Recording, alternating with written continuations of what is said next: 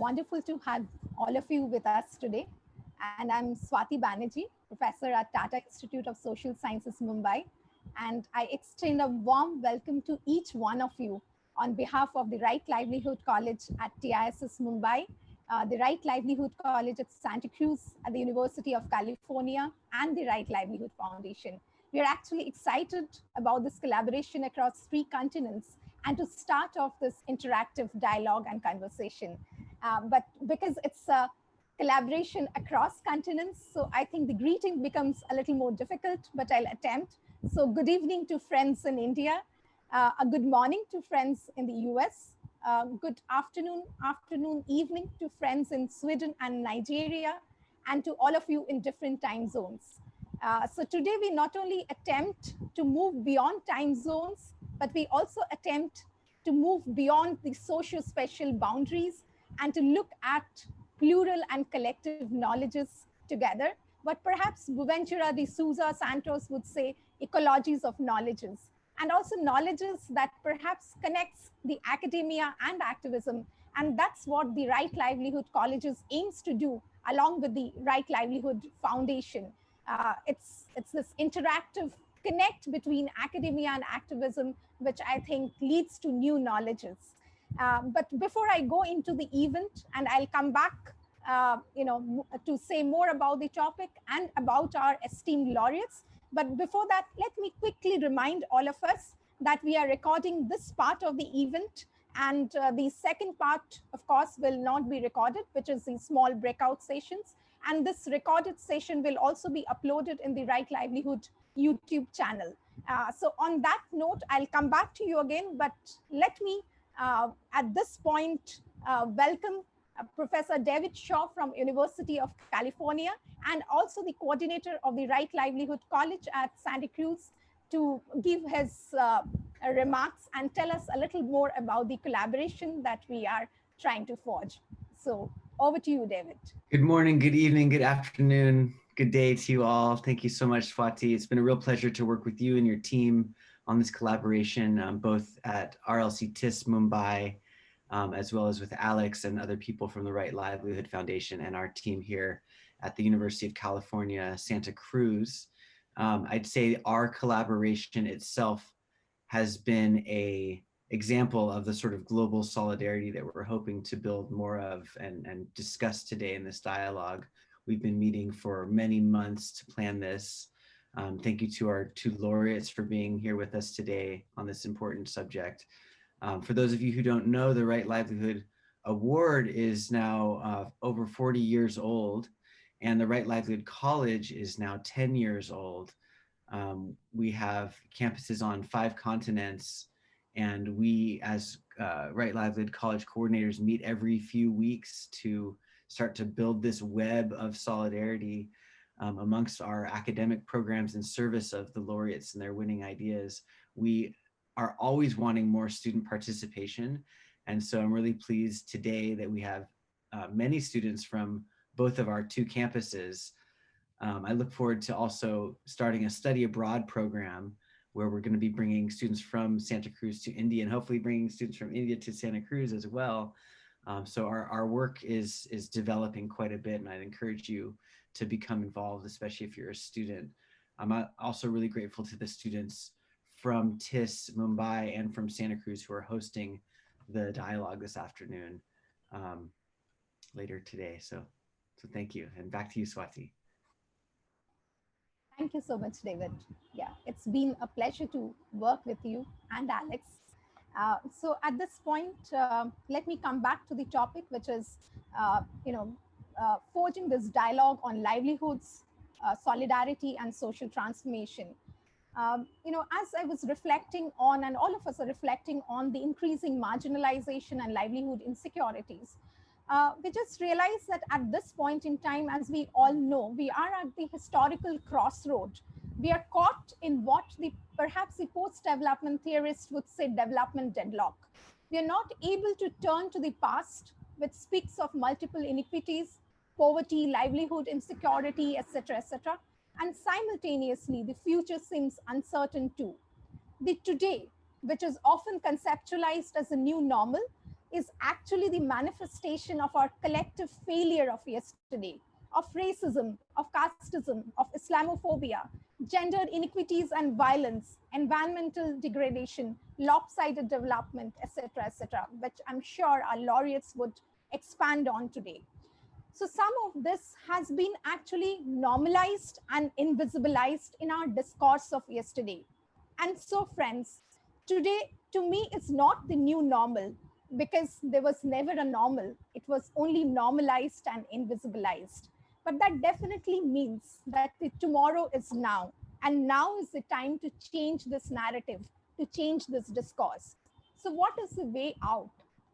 How do we bring about change and transformation? How do we look at development alternatives, or rather, should we look at alternatives to development itself? How do we reimagine livelihoods, survival strategies, solidarities, and transformative action? Perhaps there are no easy answers like all of us know, like all of you know. But today we'll learn from our laureates who are who have won the Alternative Nobel Prize for their work, and the Right Livelihood Award Foundation have honored and recognized their work on human rights, on environmental justice, etc. And through their work, our laureates have demonstrated that perhaps another pathway is possible and perhaps another world is possible. On that note, let me introduce our laureates. First, let me come to Medha Tai. Tai is sister for those of you who are from outside India. And Medha Tai is our respected and beloved sister. It's my pleasure and honor to introduce her.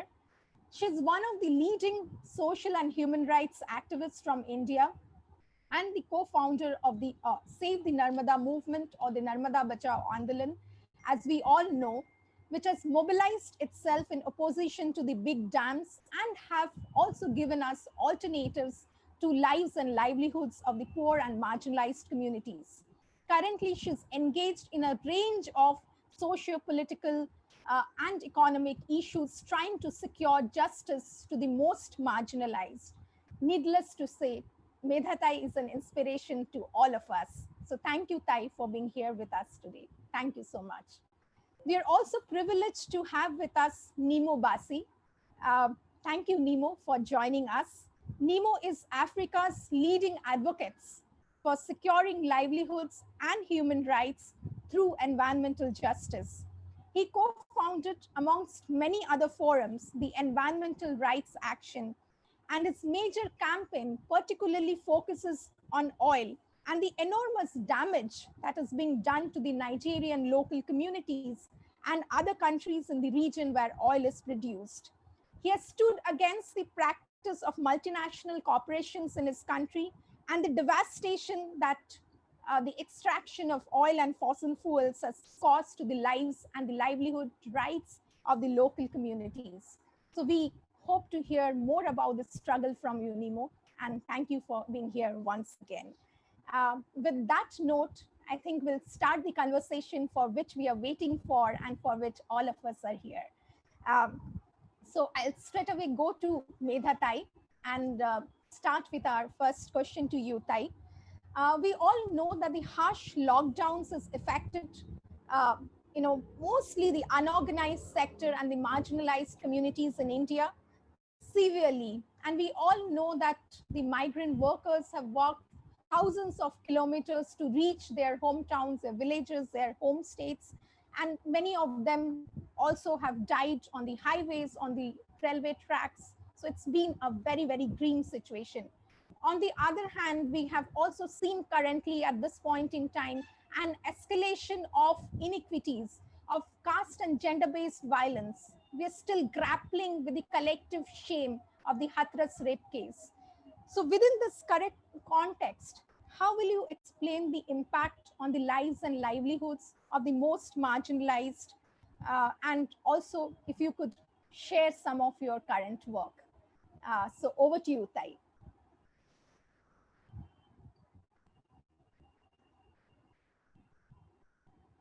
Tai, if you can unmute yourself, please.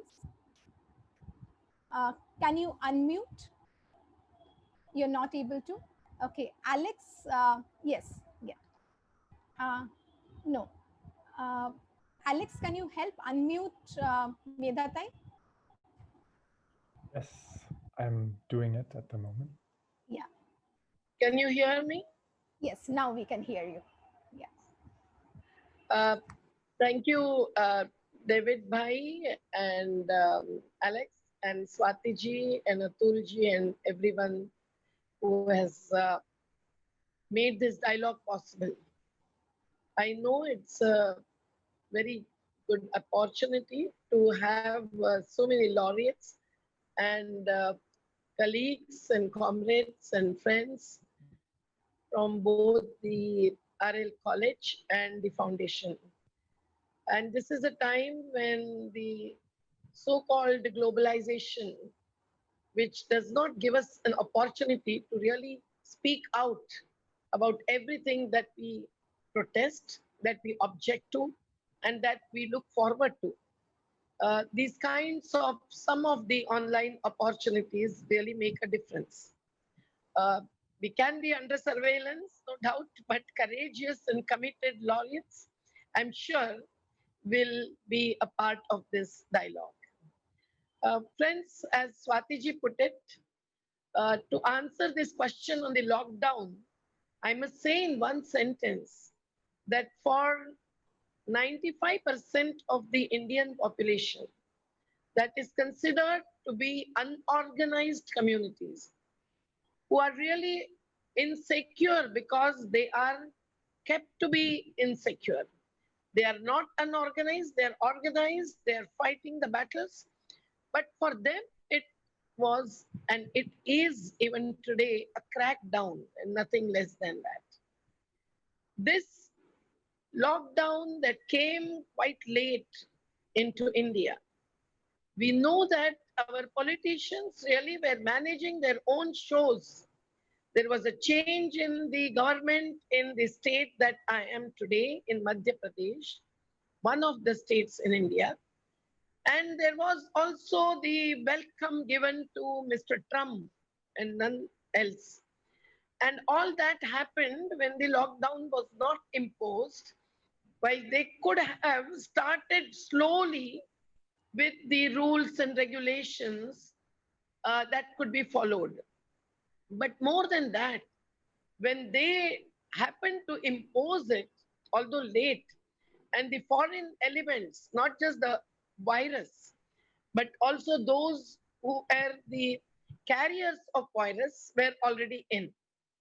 But at that time, it is shocking that our rulers did not care to think about the migrant workers, those who happen to migrate within a state, which are the big entities, the units of governance, planning, but also supposed to be socio-political economic units. But from one state to another state is the interstate migration.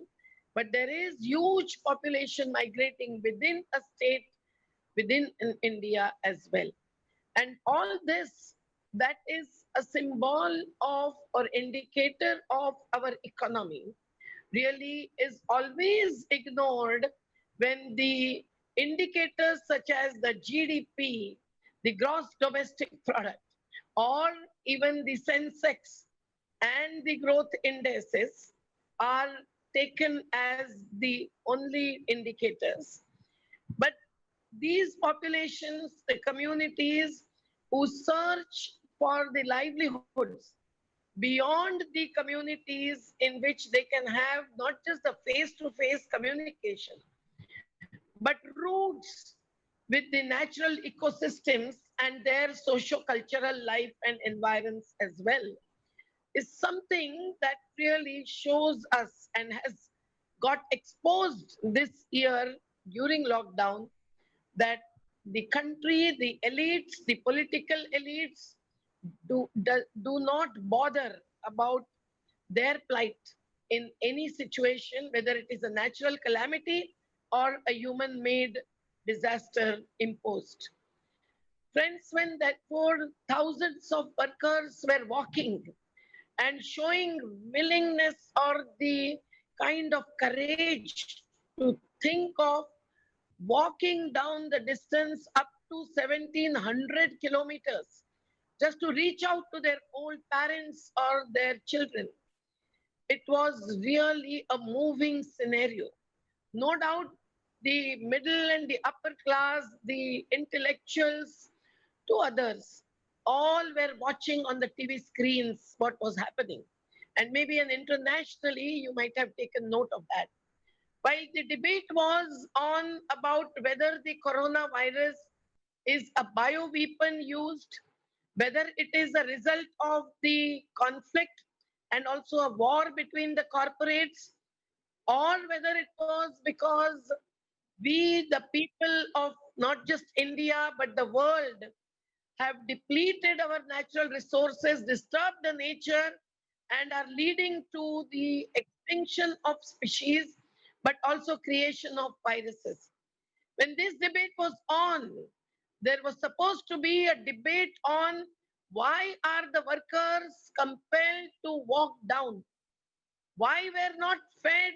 They were not fed by their own employers and the contractors, so on and so forth. The economy was getting dissected and exposed, as I said. But this so-called unorganized sector, which has 95% of Indian population, the working class population, certainly came on to the screens and the drawing boards of our country. And I'm sure this has happened in other countries as well. I just briefly heard the speech by Imran Khan, who said that I cannot impose lockdown immediately. The Singaporean chief of the nation state also said that he could not continue with the lockdown because the workers were suffering a lot and the economy was at doldrums. But here in India, it was continuing phase after phase.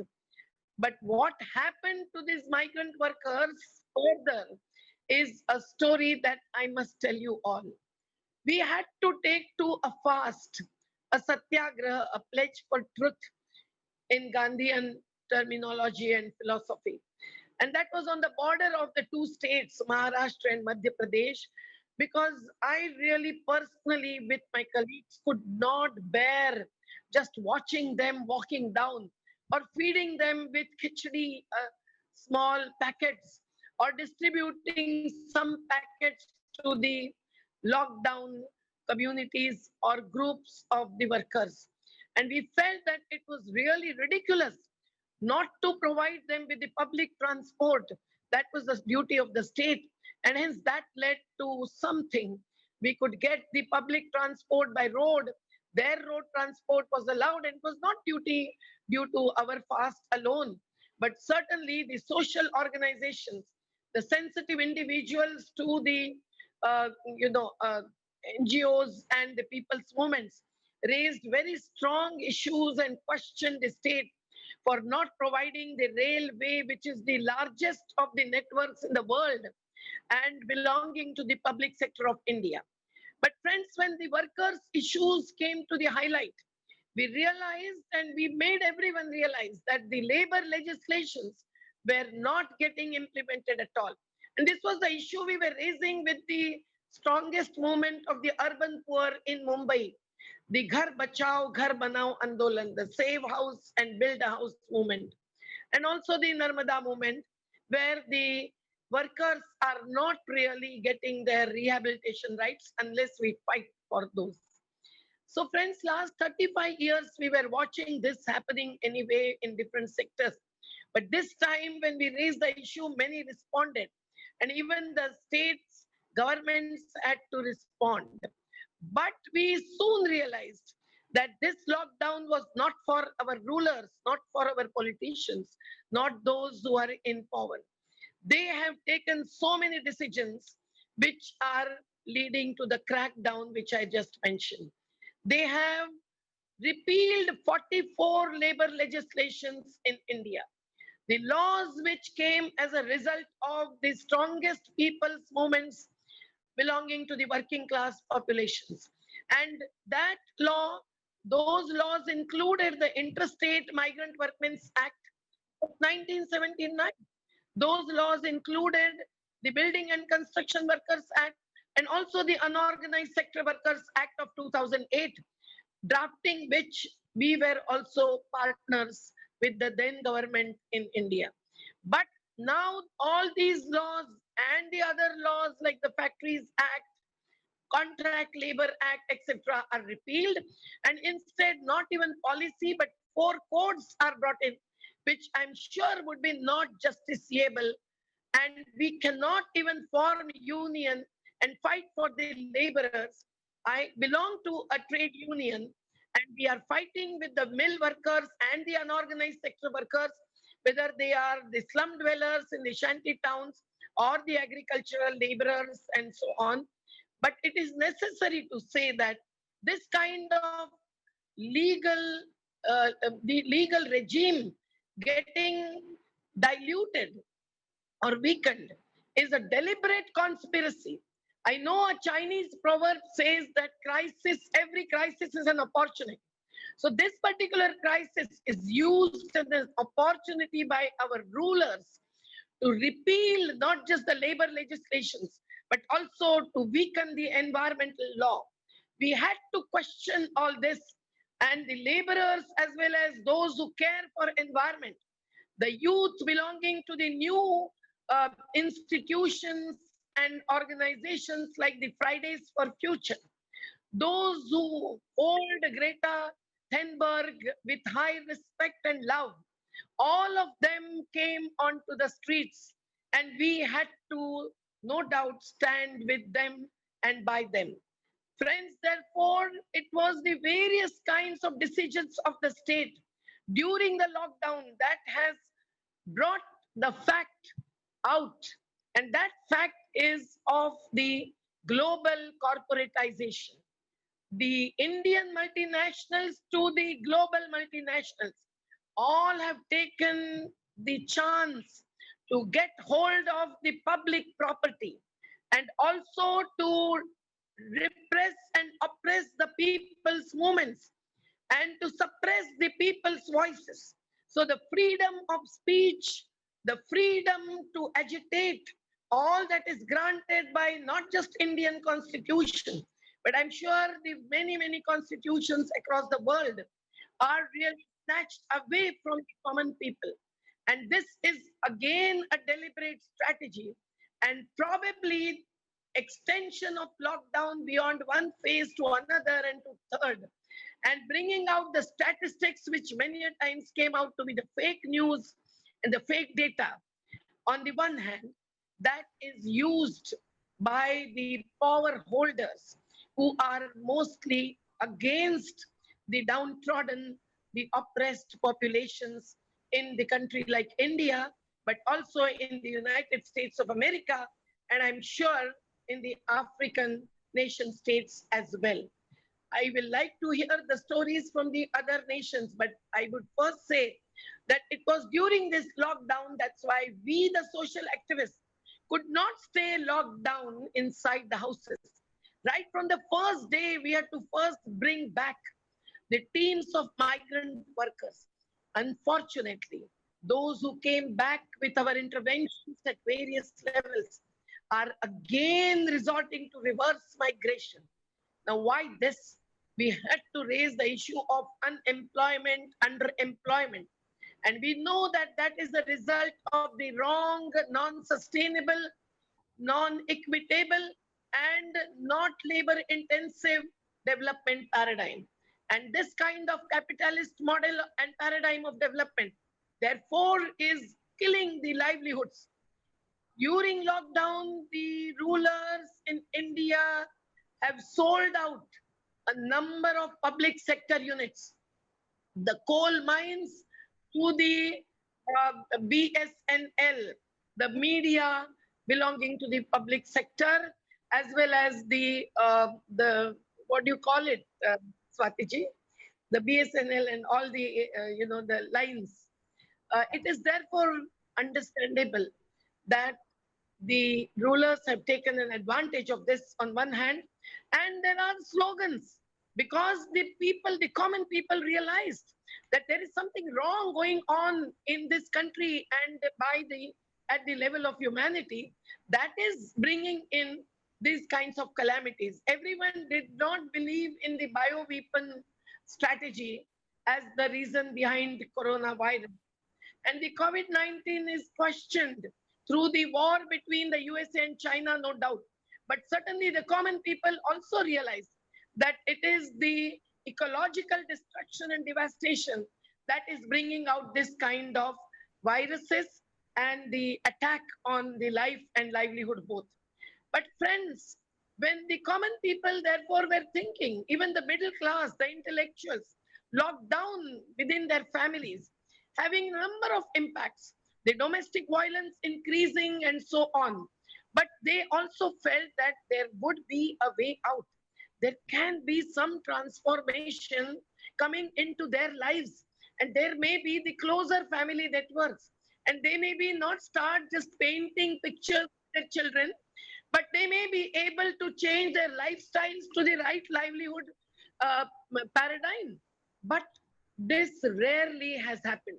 This happened for a short time, but Swatiji, what happened is that the people are again back to the same paradigm because the rulers are again taking on to increasing GDP as their target and the goal.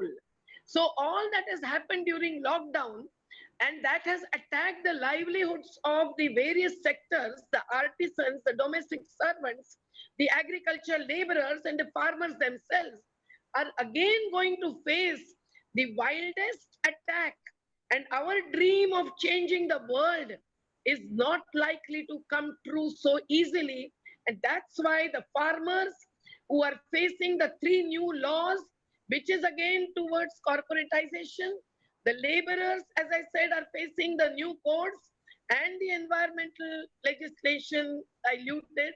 We all are on the streets again, and the people's movement seems to be the only way out. And that's why we are continuously engaged in various activities to organize, to get strengthened. Unfortunately, we have to use online communication and webinars, but we are not for digitalization of India or the world, because we know that the few corporates are gathering crores of rupees, while the rest are losing their livelihoods. Not less than 180 million families have lost their livelihoods during the lockdown, when GDP has come down to minus 23%. Now, this is an unprecedented situation beyond Spanish flu and all the calamities which the people have faced, because in this particular times, when the social media and everything is used enormously, there is globalization as a part of globalization. There is fake news, the fake claims, and the fake dreams that are shown to us. But we, the people of the world, have to really show the strength in speaking out the truth and exposing everything, not just the health system, which doesn't serve the poor in this kind of situation, but also the all economy, overall economy, that is falling short of protecting the people and as well. So the society has gone beyond the state in such a situation, but we have to go beyond whatever was done as relief for the reorganization, revival, and regeneration. Sorry if I've taken a little longer time. Thank you so much, Tai. Sorry I interrupted you in between. I think this situation is extremely grim, and as you have said, that one key option is people's movement and organizing people together to try and work towards, there are various nexus, it's a state, it's a pandemic, etc., and how do we come out of it. So thank you so much. As usual, it's always a pleasure to hear from you. I'll come to Nnimmo. Nnimmo, this is for our participants. It's not only a renowned human rights and environmental activist, but he's also a poet. Nnimmo, I'm just, before I ask you a question, I'm tempted to recite a few lines of your poem. We thought it was oil, but it was blood. So I'll just say a few lines of Nnimmo's poem. The other day, we danced in the street, joy in our hearts. We thought we were free. 3 young folks fell to our right. Countless more fell to our left. Looking up, far from the crowd, we beheld red-hot guns. We thought it was oil, but it was blood. We thought it was oil, but this was blood. So yes, Nnimmo, we know the kind of struggles you have been through, and focusing on oil and how fossil fuel is kind of affecting the lives and livelihoods of people. And you have, amongst many things, you have worked towards, again, mobilizing local communities and working for their rights. So we would love to hear a little more about the struggle and some of the strategies that you have used. Thank you. Yeah, over to you. Thank you so much. That was a very heavy dose of what is going on under the pandemic in India. Thank you so much for that conversation. So much to learn from that. And thank you for reading my poem. I like fragments of poems. You don't have to, just not to read everything, but just a piece of it. It's quite nice.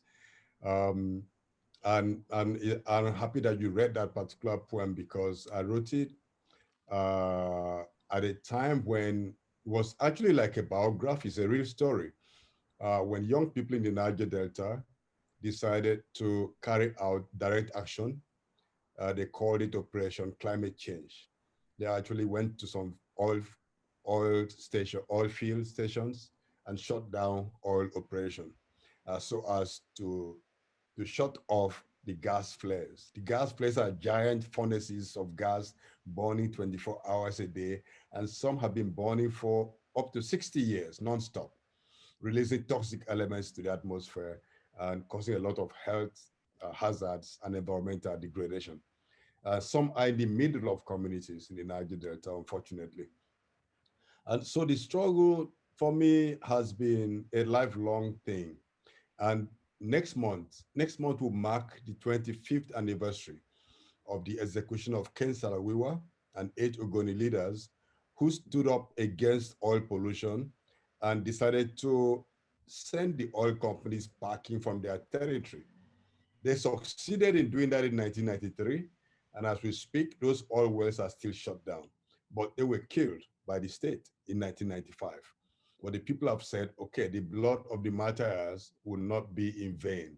So that's one of the things that really empowers some of us to say, no, the job is not finished until our lands are cleaned and free of degradation from extractive industries. So it's been a struggle that a struggle against very serious challenges. I should just give you first a picture of the depth of the pollution that is going on even now as we speak. In 2011, there was a research publication by United Nations Environment Program on Ogoni environment, and it showed that in some places, the oil pollution had gone as far down as 5 meters into the soil. This year, by the time that one of the locations was being cleaned up, the pollution had gone down 10 meters. So that every year an oil spill is delayed and not cleaned up adequately, the more the pollution compounds. And this affects people's health. It affects agricultural productivity. It affects everything. It affects everything and needs really, and the campaigns go on continuously to tackle these kind of issues. As also the methods of mobilizing for this includes using stories of what was before and what is now. These stories of the past, the history, helps to define the present so that young people know exactly what they've lost and what they may still lose. And so the actions by communities are based on knowledge. So education, popular education, diagnostic evaluations of what is going on. So they spend time in the community discussing the species they had before, what they have now, what has been lost, and why have they been lost. And with that knowledge, we fashion the programs and things to do to ensure that this kind of harms are not allowed to replicate or continue. Now, during the pandemic, when the pandemic came up, oil companies operations were considered as essential services, so they were not locked down, they were not restricted, pollution continued. And so we could see the heavy discrimination in terms of what kind of labor could go on in a lockdown. In a lockdown, the fishers couldn't go out to fish, the artisanal workers couldn't go out, the daily paid workers, informal workers, they couldn't go out to work.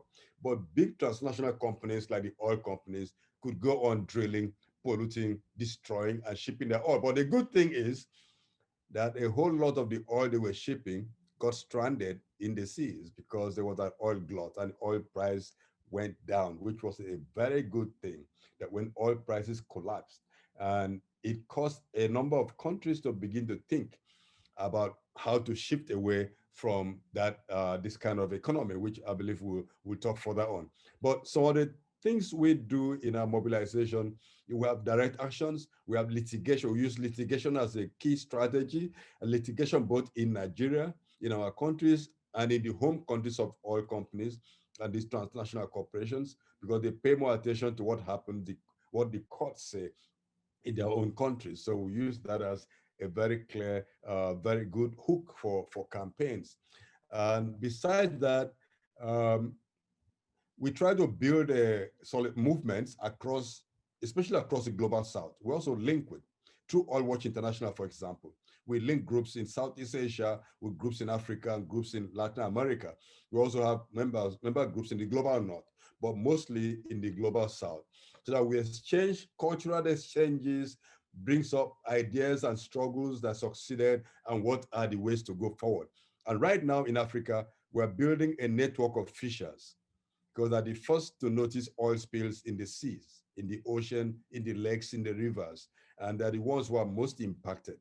And a lot of our people depend on, the products of fisheries for food and nutrition. And so we have the FishNet Alliance, and we're building from country to country, and we're hoping the network will continue until we connect with other continents, fishers against extractives. The network is called FishNet Alliance, and the slogan is fish, not oil. You can also say fish, not coal, fish, not gold, fish, not any kind of mining, because deep sea mining destroys the ocean ecosystems and affects livelihoods of people.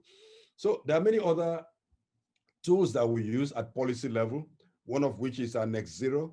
And Net Zero is a challenge to the United Nations Framework Convention on Climate Change, that even though you have the Annex 1 countries, the industrialized countries, as one category under the Kyoto Protocol. And by the way, Nigeria just signed, just to confirm, ratified the Kyoto Protocol Part 2, which will come to effect at the end of this year and also expire at the end of this year. So you see the tragedy of negotiations that doesn't really address the issues that affect people in a way, showing that climate change is such an emergency that needs to be dealt with.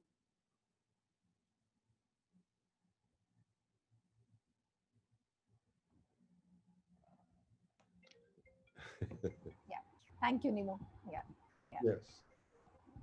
I think it's very enlightening for us to learn the kind of situation that's there in Nigeria, and like you said, the kind of strategies that you have used to mobilize people, including storytelling, etc. I think that's very good learning for all of us. And you have also spoken about how do we build this uh, you know South solidarity, for example. I think that's one of the key things that we need to do: South solidarity, and again North South solidarities. So thank you so much. I'll come back to you, Medha again. Because of lack of time, I'm clubbing two questions together, and we'll have about 5 minutes for you to answer this. I'm sorry, we have a little less time. But one of our initial question was about, of course, your path-breaking work in the Save the Narmada movement, or NBA, and the and very interesting things you have done, innovative things you have done, like the Jeevan Shalas, or the schools of life with tribal and marginalized communities. That was one question. Maybe you can briefly touch on that, and also tell us, our last question, which is, what do you think is within all this context and constraints, what do you think is a development alternative, or what are the key developmental questions with respect to India and the world at present, and perhaps how do we achieve it? Yeah. So over to you, Medha again. Thank you, Swati. It was a pleasure listening to Nnimmo, and I think he really established the need and the possibility of developing global solidarity, and especially south to south linkages. And we also feel that it is the possibility of the alternative ways of lifestyles, of livelihoods, of economies, and also polities. And that's what our National Alliance of People's Movements in India has been on at this particular time. Even in the valley of Narmada, where we have fought the battle for 35 years, we have always thought of following both struggle and reconstruction as our approach. And that through non-violence satyagraha, that is pledge for truth. This is the Gandhian path which has showed us the way out of the attacks in the name of development, leading to displacement, destruction, and also widening disparities. And this type of lockdown, the pandemic, has certainly given a message to the world that you cannot anymore just bear everything saying there is no alternative. Tina. That is what was thought of globalization, liberalization, and privatization paradigm that came into the country like India since 1980s. But the whole dependence on the global forces of power as well as finance for our own economy, and claiming and giving a message that we would reach out to the manzil, the goal and vision of development through this path, has really come to be failure. It is a failure because we know that today we have growth without justice. And even that growth has come down to a downfall, as much as bringing our gross development product, the domestic product, to minus 23, which is unprecedented, and escalating the parameters of unemployment to the highest levels. Now, in order to get rid of this, in the Narmada Valley, we have always thought of living with the communities which are empowered. Through the people's movement, the communities feel empowered. So we can challenge the government in many ways, in many sectors simultaneously. The movement has to have a broader vision, and with the micro level roots, we have to reach out to the macro level targets. So we have questioned not just the large dams, but also the corporatization in every sector. As far as education sector is concerned, or the power generation, or the health, and also water management, we know that in every country today, the corporates are taking over. The changing laws are to give them an entry into even the sector like agriculture in an agrarian economy like India. And there we have gathered together with 250 farmers organizations within India And we are also have always been a part of the World Social Forum, and now also the part of the Progressive Social Forum. So all these kinds of activities which go beyond the nation state, reaching out to the World Bank and challenging their designs, we have questioned even in the lockdown the 9 agreements entered by the government of India with not just World Bank but different kind of international financial institutions. That has happened for gaining 40,000 crores of rupees. Add one zero and that will make it billions.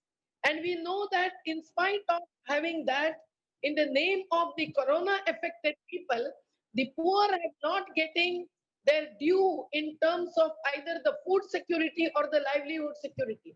So this kind of global agreements which go on, making our country not self-reliant but dependent on the world capital, is something that we need to be questioning.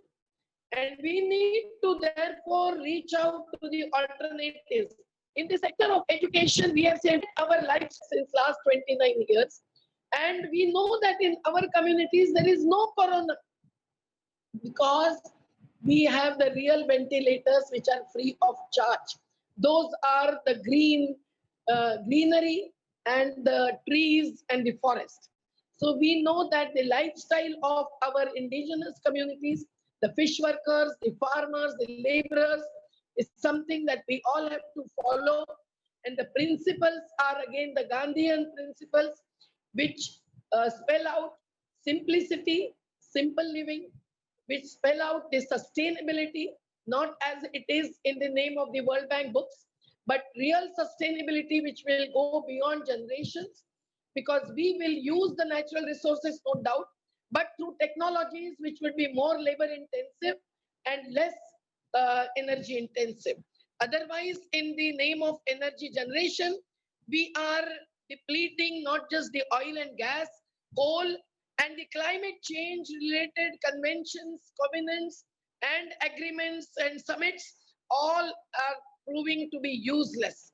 So it is necessary that we assert everything that we believe in at the local community level, and empowerment of that community, self-reliance of the communities, that would then lead to self-reliance and real sovereignty of the nation state.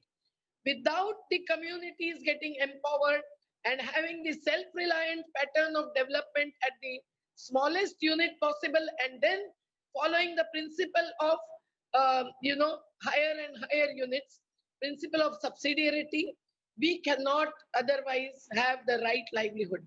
So following the right livelihood principle and vision, this is the time when we must assert not just life schools, but also our alternative in every sector. And that is what we are for. And for this, global solidarity is a must. Because as I said, this flow of global capital is really attacking our sovereignty, our self-reliance, and also self-esteem. It appears as if without the funds coming from the international financial institutions, we cannot survive. No, we can survive with our own traditional health systems, which are preventive and not just curative. We can survive with our own educational curriculum and pedagogy, which would conscientize people and not just make them global villagers in terms of the political slogans. And we can change the economy and polity towards that end. If we have the labor intensive technologies, if we have production by masses and not mass production, if we don't care only about the investments and the investors, but we care about the human power and natural resource capital as the real investment, we can change the economic paradigm. And the polity has to be changed for that. That's why, although the constitutional violation is taking place through every decision taking during this lockdown period, the federal structure within India is attacked. The parliamentarians have no way to raise their questions within the parliament. And even the individual states are losing their powers and their space in the polity and economy. We, the people's movement, feels that we have to follow and assert the people's power and people's politics and people's economy. And I think Right Livelihood Award and Foundation and whole process around it and the college should take much from this. And if we really come together with a common maximum denominator in terms of the alternative vision that we have, which is given to us by Gandhi, which is given to us by Martin Luther King, by Ken Saro-Wiwa, by the Periyar, to all the Indian magnets, we can certainly reach out to the people first and then to the goal and the ultimate vision of development, which would be not just growth without justice, but which will be equitable and sustainable. And for this, a struggle is a must. But we must also prove what is that alternative technology in housing, in transport, in water management, in power generation, energy utilization, and so on. And for which the human rights, not just the legal rights, really matter. And there are umpteen number of United Nations covenants and conventions which are ratified by many countries, to which all the laureates belong to. So we can have that also as a common denominator and a common support, although United Nations has the interventions and interference by our own rulers, and those are the corporatized rulers. We are also experiencing the real social distancing, the distance which is physical to be maintained during the pandemic is not what I am referring to.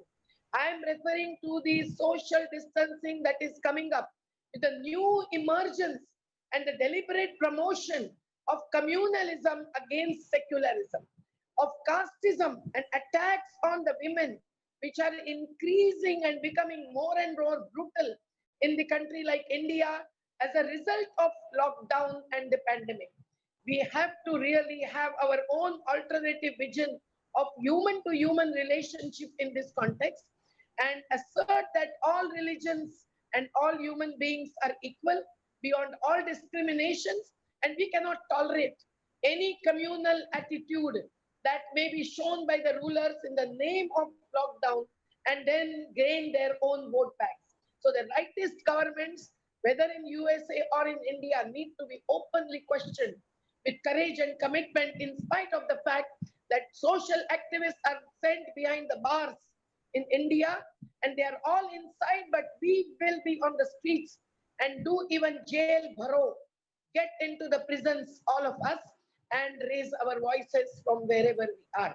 I think the Right Livelihood College and Foundation should support this kind of global networking, but also within the nation state, the networking amongst the people's movements, and that solidarity and also the people's power can really turn back the situation at least to where we were before the lockdown, and beyond that to the vision that we have been carrying forward since decades. Thanks a lot, and sorry again for taking little extra time. Thank you, Tai. Thank you so much. And there are many, many things that you have said, but some key words that I take back is resistance, assertion, self-reliance, empowerment, people's power, and global solidarity. And there are, of course, many more in terms of a way forward. So thank you so much.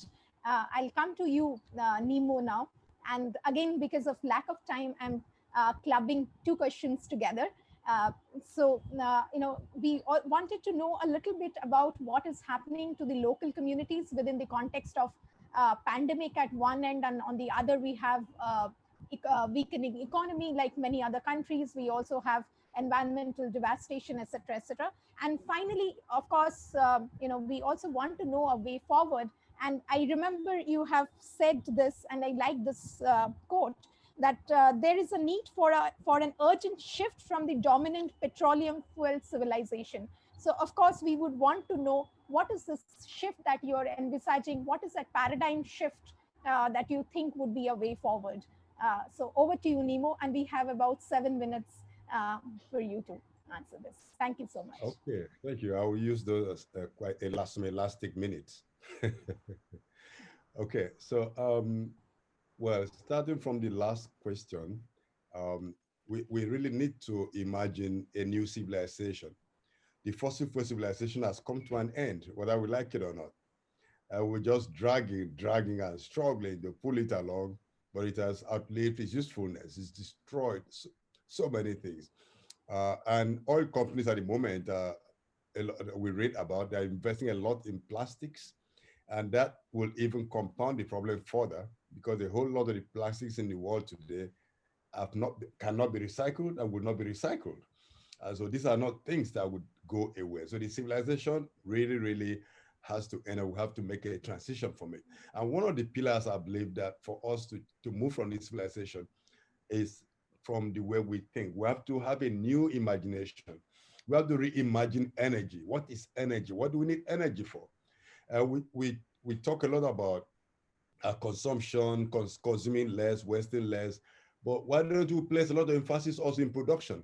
Production is driven by capital. It's about grabbing nature, transforming nature, accumulating profits. And the more this production goes on, the more the advertising goes on, the more the consumption goes on. So maybe we need to look at that level, rethink production, rethink energy, rethink the basic things that we need to live well. We have to define what is a good life.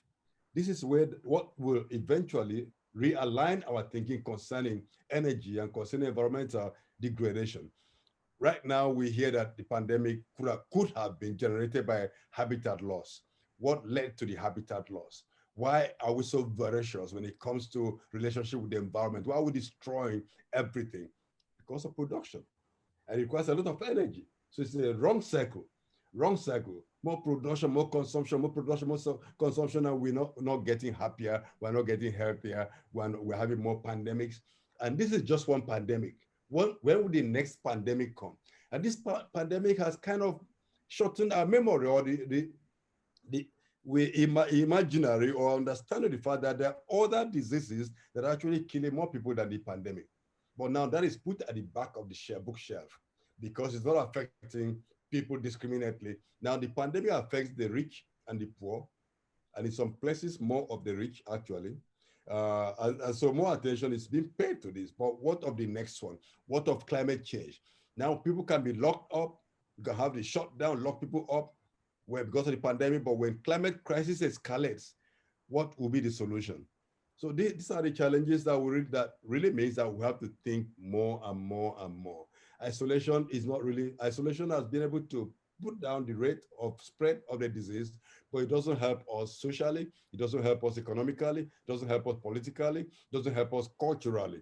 So we need to rethink that in fact the pandemic changed a lot of things, but we are the ones to change everything. We are the ones to change the political landscape.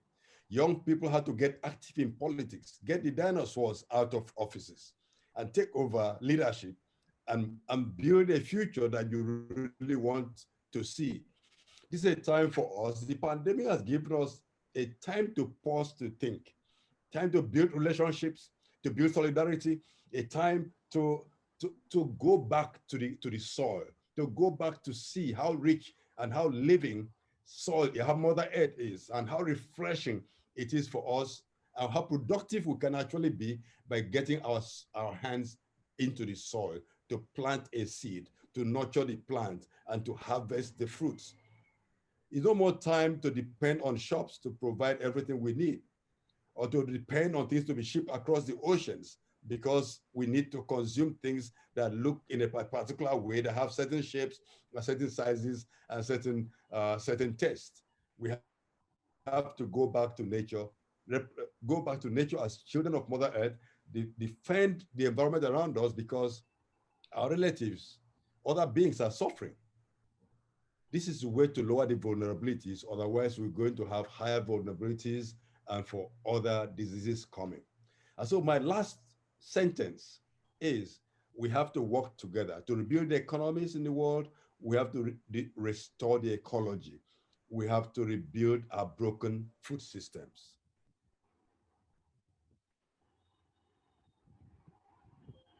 Thank you, Nnimmo, and thank you for finishing within the less time that we have. And we do feel a little bad because we don't have too much time for the conversation, but we hope we'll have more time for exchange of thoughts with the participants and all of you in our next session, which is the breakout session.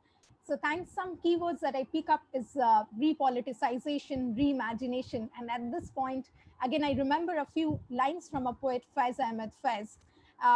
Just two lines: we shall witness, and it's certain that we too shall witness the day that has been promised. And I'm sure, we'll find that path. And with the learnings from the laureates that we had today, and we will continue to have, will definitely find that path. And I'm sure the conversation doesn't end here, but the conversation continues in search of a better world, in search of that pathway towards change and transformation. So thank you. And that's the end of our first part of the panel discussion. Like I said, we'll have more scope to interact with the laureates in the second part, which is the breakout sessions, and I'll hand it over to the students to coordinate that part of the session. But before that, very, very quickly, I want to, before ending this part of the session, I want to convey my gratitude and respect to our laureates today, Medha and Nnimmo. Thank you so much. It's really insightful to hear you, and extremely privileged to have you with us here today. We are also very, very thankful to our students from Tata Institute of Social Sciences, Right Livelihood College, and RLC Santa Cruz at the University of California, who have, along with us, organized this event. So a special thanks to all of you, and you will be coordinating the next part of the event. We also have with us Professor Megan Moody, who will talk in the next part of the event. So thank you for being there with us. And a final, though this is not the formal vote of thanks, but thanks to Professor David Shaw from the University of California, and to Alexander from the Right Livelihood Foundation for coordinating and planning this event. Maybe can I request you, Alex and David, to switch on your video for a second. You have been wonderful colleagues, and you have conceptualized and planned and executed this entire event. Thank you so much. And now I hand it over to the students to start the next part of this session. And we are stopping the live stream here. And now over to you, Ethan, for taking forward this session.